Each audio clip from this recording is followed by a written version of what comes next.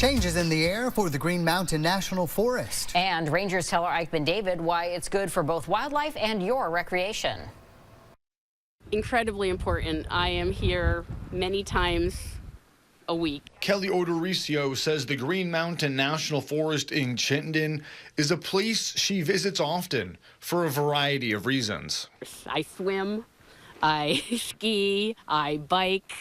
I love it here. More work could be on the way soon thanks to the Telephone Gap Integrated Resource Project. We take a look at a large landscape on the National Forest, and we ask our resource specialists to take a look at their resource and identify projects that can move that land base closer to the desired future condition for the Green Mountain National Forest identified in our forest plan. The final environmental assessment and draft decision were recently completed for what the rangers call a large landscape restoration project.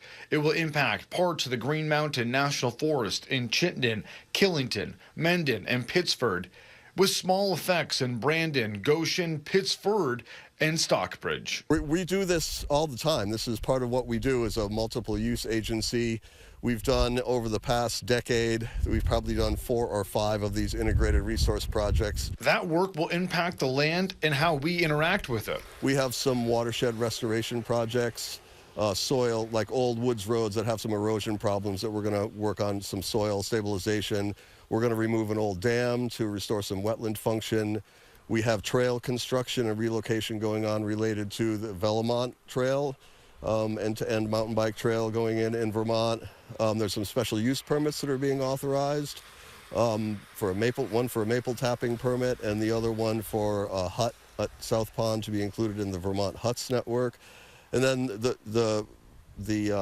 we have some active forest management, logging, timber management going on as well to diversify the national forest, the forests in the area, and also to kind of looking forward at climate change and at forest health concerns, emerald ash borer, some beech diseases, beech leaf, beech bark disease. Officials hope the new forest growth will help wildlife moving forward. This will actually benefit wildlife in the long run, because one of the things we're trying to do is create age class diversity and forest structure, different habitats types.